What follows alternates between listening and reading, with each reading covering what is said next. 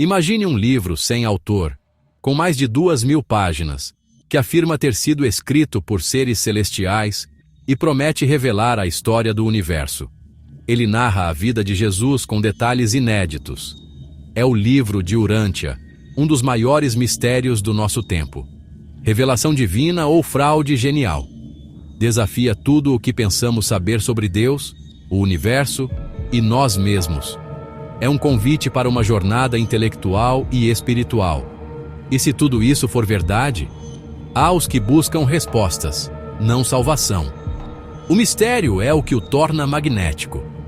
Vamos explorar o labirinto desse enigma, conhecer as supostas entidades autoras e desvendar seus ensinamentos. Ao final, a pergunta permanece: o livro de Urântia é uma janela para o divino ou um espelho da genialidade humana? A porta está aberta.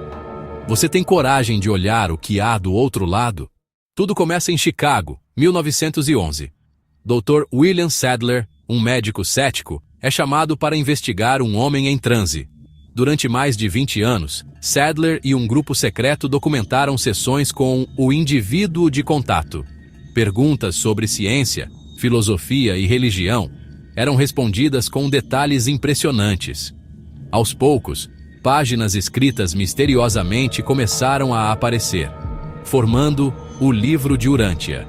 Ninguém viu quem as escrevia. O próprio indivíduo não lembrava de nada. O grupo apenas recolhia e organizava o material em segredo. Estavam diante de algo inexplicável. O livro, segundo as vozes, era uma revelação para o nosso planeta, Urântia.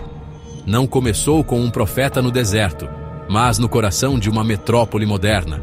O mistério da origem é tão fascinante quanto o conteúdo. E assim, o livro de Urântia nasceu do silêncio e do segredo. Quem escreveu o livro de Urântia? Não há autor humano na capa. O próprio livro afirma ser obra de uma hierarquia de seres celestiais. Conselheiros divinos, mensageiros poderosos, estrelas da manhã. Cada seção é assinada por diferentes ordens desses seres, cada um responsável por um tema. O processo de recebimento envolveu transes, escrita automática e páginas que surgiam misteriosamente. A comissão de contato apenas compilou o material, jurando não alterá-lo. Não é um único espírito ditando, mas uma burocracia celestial com especialidades. Um grupo descreve Deus e o universo, outro, a história da Terra, outro, a vida de Jesus. A escala da autoria é tão vasta quanto o conteúdo. O ceticismo é inevitável. Como provar tal afirmação? Não há como entrevistar um ser celestial. Tudo depende do testemunho de Sadler e seu grupo, pessoas de reputação íntegra. A autoria permanece o pilar central do enigma. Seria múltiplas personalidades? Uma criação coletiva? Ou, por um instante, seria real? O mistério persiste. O livro de Urântia tenta unificar ciência, filosofia e espiritualidade. Argumenta que a separação entre essas áreas é ilusória. A verdade pode ser vista tanto pelo telescópio quanto pela introspecção. A primeira parte mergulha em cosmologia e teologia, descrevendo Deus como uma realidade infinita e o paraíso como centro do universo. Apresenta uma criação organizada, 7 superuniversos, bilhões de galáxias, trilhões de mundos. Nossa galáxia seria só uma pequena parte de Orvonton. O livro antecipa conceitos científicos como expansão do universo, matéria escura e tectônica de placas, muitos só confirmados décadas depois. Para seguidores, isso prova sua origem sobre-humana. Para céticos, são coincidências ou conhecimento restrito da época. Filosoficamente, aborda o bem e o mal, livre-arbítrio e o propósito da vida. O universo é fundamentalmente bom. O propósito humano é crescer e evoluir. A jornada começa em Urântia e continua por mundos e estágios de existência. O objetivo final, chegar à presença de Deus, como ser individual e consciente. É uma visão otimista e pessoal do destino humano. O livro propõe uma aventura cósmica, não uma salvação estática. Ele desafia o leitor a pensar além dos limites tradicionais e a buscar sentido em uma existência maior. O livro de Urântia descreve o universo como um organismo vivo, com hierarquias e propósitos definidos. No centro está a jornada da alma humana. Introduz o conceito do ajustador do pensamento, um fragmento de Deus que habita cada mente humana. Essa presença divina não controla, mas guia silenciosamente em direção à verdade, beleza e bondade. O livre-arbítrio é escolher ouvir ou ignorar essa voz. A vida é uma parceria entre vontade mortal e guia divino. A alma é construída dia a dia, escolha a escolha, fruto dessa parceria. Se atingir certo desenvolvimento, sobrevive à morte física. A jornada pós-morte continua em mundos de treinamento, onde a alma evolui e aprende. Encontramos seres de outros planetas, estudamos o universo, aperfeiçoamos nosso caráter. O objetivo não é perder a individualidade, mas expandi-la, tornar-se uma versão cada vez mais perfeita de si mesmo. A vida após a morte é dinâmica, educacional e infinita. Uma aventura sem fim rumo à perfeição. É uma visão de existência que inspira e desafia. A última parte do livro de Urântia é uma biografia detalhada de Jesus, cobrindo toda a sua vida, não só o ministério público. Mostra Jesus como homem completo, forte, bem-humorado e engajado com o mundo. Apresenta-o como a sétima auto-outorga de um ser divino, Michael de Nebadon. Sua missão não era morrer na cruz, mas viver uma vida perfeita e revelar o amor de Deus. A cruz foi consequência da maldade humana, não plano divino. O livro enfatiza a vida de Jesus, não sua morte.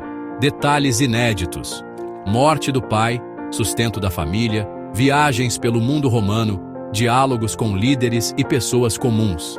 A narrativa desafia doutrinas cristãs tradicionais, relativiza o pecado original e amplia a divindade de Jesus.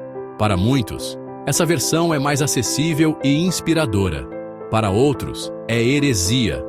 Independentemente da origem, é uma das narrativas espirituais mais poderosas e controversas já escritas. O impacto é profundo e duradouro, e o debate inevitável. Após tudo, a pergunta persiste: quem escreveu o livro de Urântia? Quase um século depois, o mistério permanece. Dr. Sadler e a comissão já se foram, levando segredos consigo.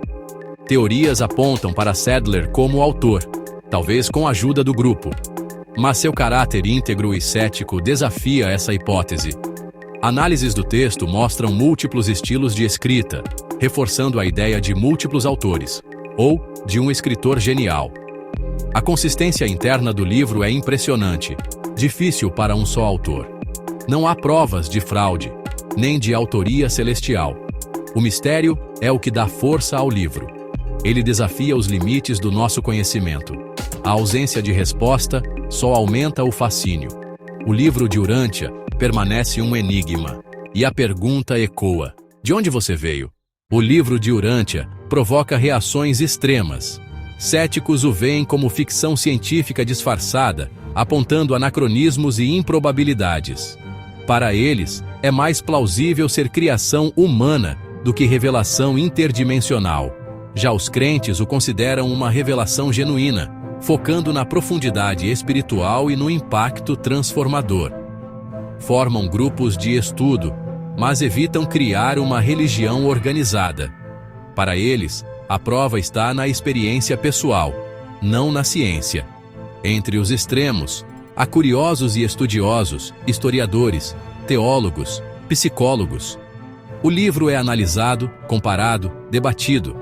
Até céticos famosos como Martin Gardner reconhecem sua genialidade. O debate mantém o livro vivo e relevante. Não há respostas fáceis.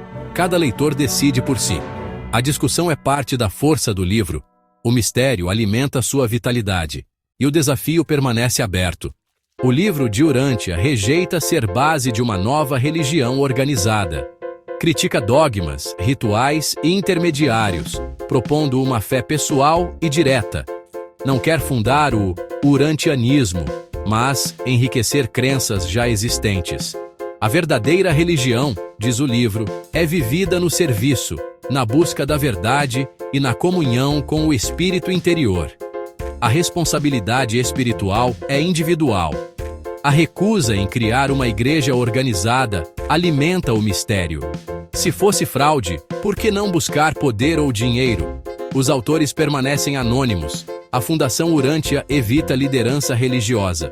O mistério persiste, revelação divina ou farsa genial. O livro está aí, esperando. A resposta talvez não esteja nele, mas em você. Revelação ou fraude? A porta para o desconhecido continua aberta.